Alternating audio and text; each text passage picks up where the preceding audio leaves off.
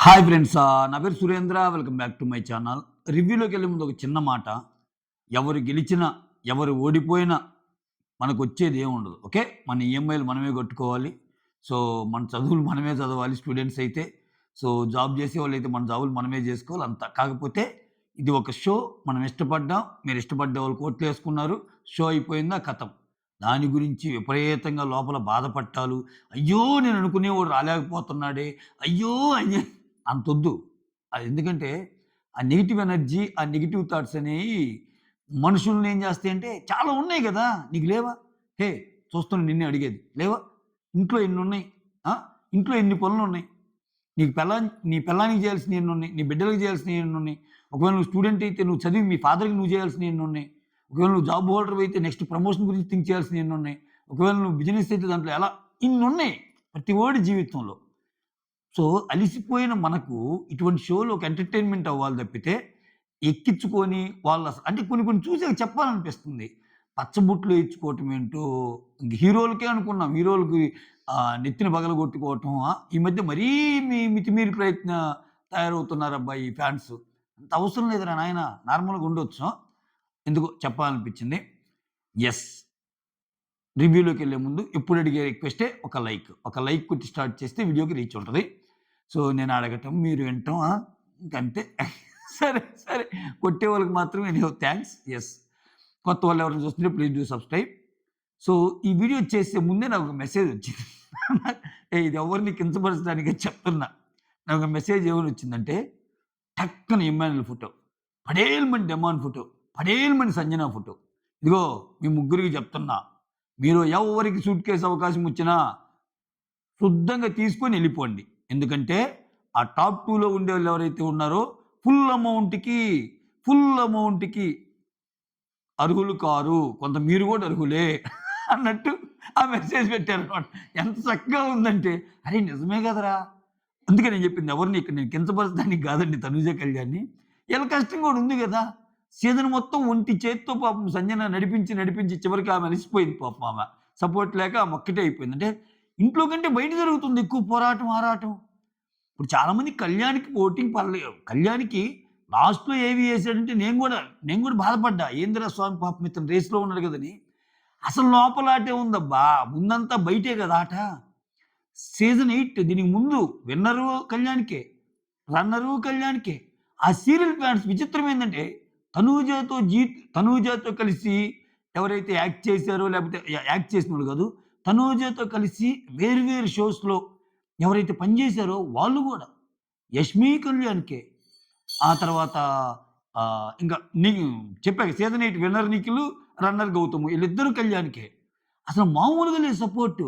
అసల ఇంకింత సపోర్ట్ పెట్టుకొని ఇప్పుడు ఈ 2 రోజులు ఎవడు చూస్తాడు టీవీలు? ఇంకంతా అయిపోయిన మూడ్‌లో ఉన్నారు. ఏం జరుగుతాయి? అర్ధరాత్రి ముచ్చట్లు లేవు, ఏమి లేవు. 8కి దుప్పట్లు కప్పేస్తున్నారు. సో, ఆటంతా బయటే జరుగుతుంది. సో, మీరంత ఫీల్ అవ్వాల్సిన అవసరం లేదమ్మా కళ్యాణ్ ఫ్యాన్స్.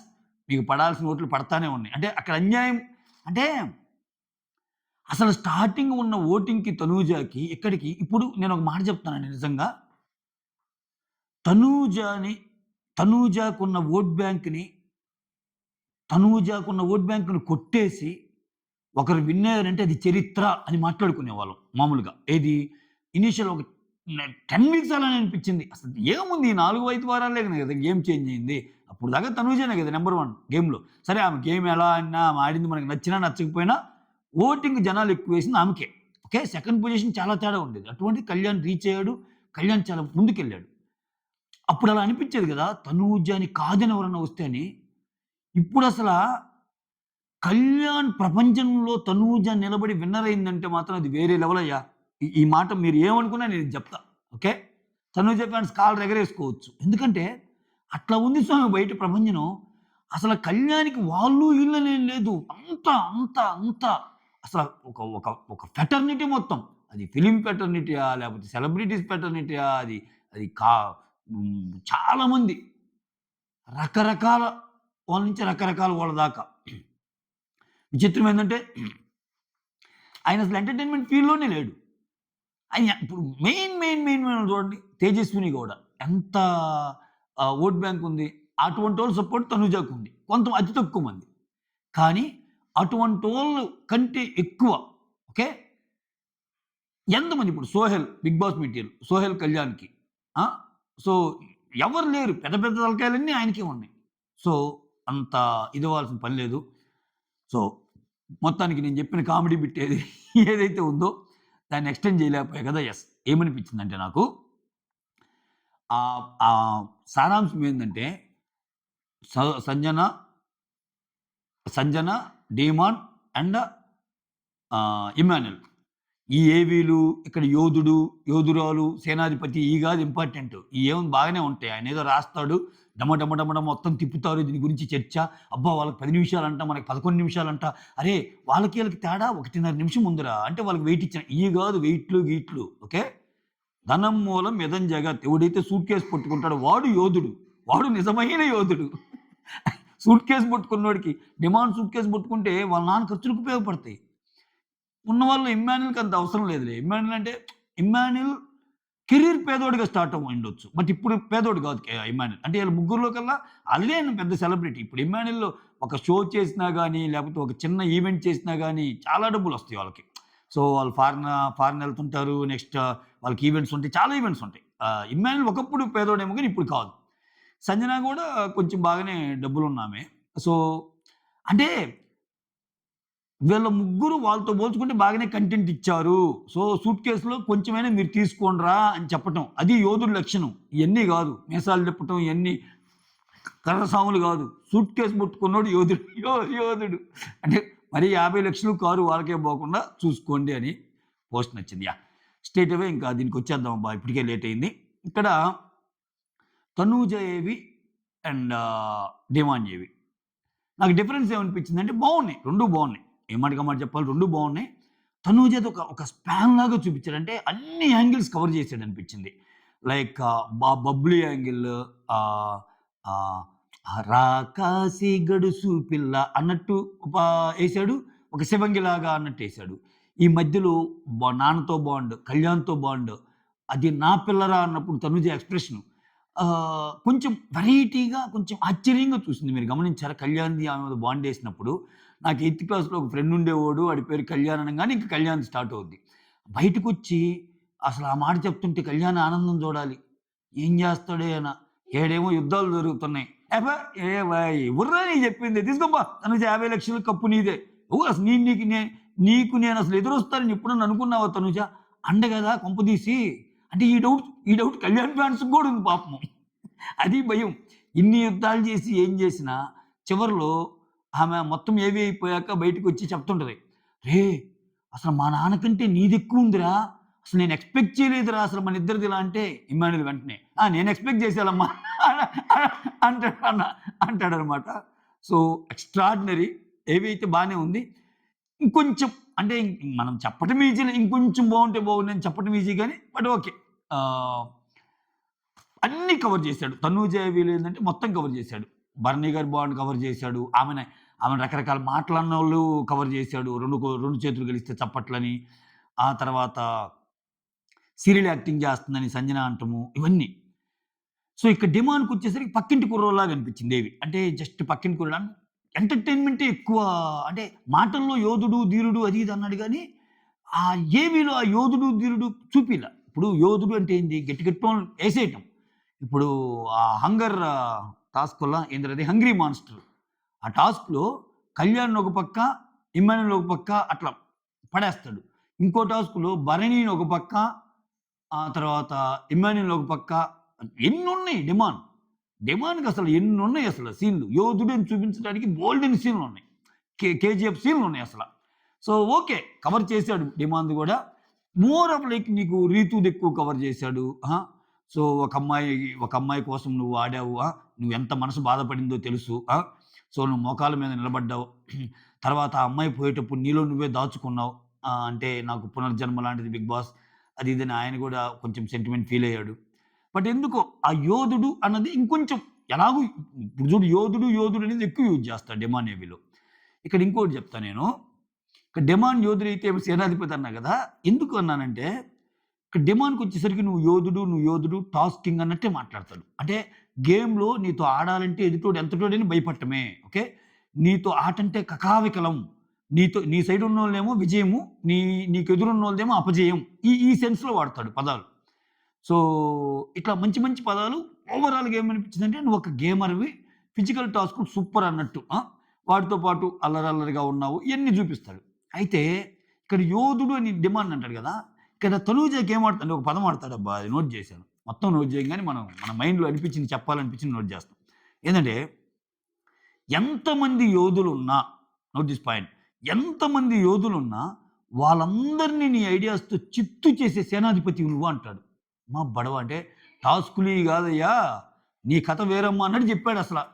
చిన్న కథ కాదు స్వామి 'బిగ్ బాస్' ఎవరు రాసారో గాని. అంటే ఇక్కడ ఇంకొకటి మనుషుల్ని నీ వైపుకు తిప్పుకోవటంలో, ఆటని నీ నియమాలతో ఆడించటంలో మీరు నేర్పరి తనూజ అన్నాడు. అంటే ఒక గేమ్‌కి ఒక సెట్ ఆఫ్ రూల్స్ ఉంటాయి. ఆ రూల్స్ అన్నీ వేరే. ఇక్కడ తనూజ రూల్స్. అంటే తనూజ రూల్స్ ప్రకారం ఆడించటంలో నువ్వు నేర్పరి. మనుషుల్ని నీ వైపుకి తిప్పుకోవటంలో హ్మ్. మనుషుల్ని నీ వైపుకి తిప్పుకోవటంలో నువ్వు నేర్పరి అన్నాడు. కొన్ని కొన్ని జెన్యూన్‌గానే చెప్పాడు. తర్వాత తెర మీద మీ నటన, మీరు పలికించిన ఆ భావాలు ప్రేక్షకుల మధ్యలో ఎప్పుడూ నిలిచిపోయాయి.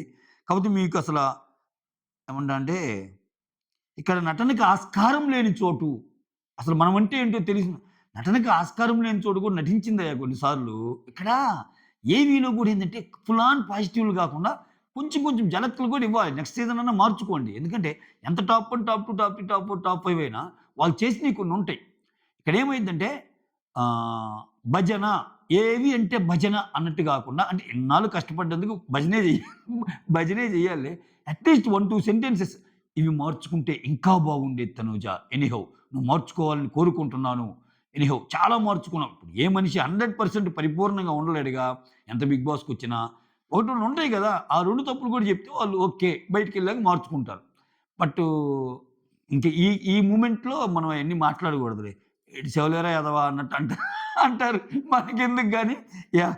బాగానే ఉంది మొత్తానికి.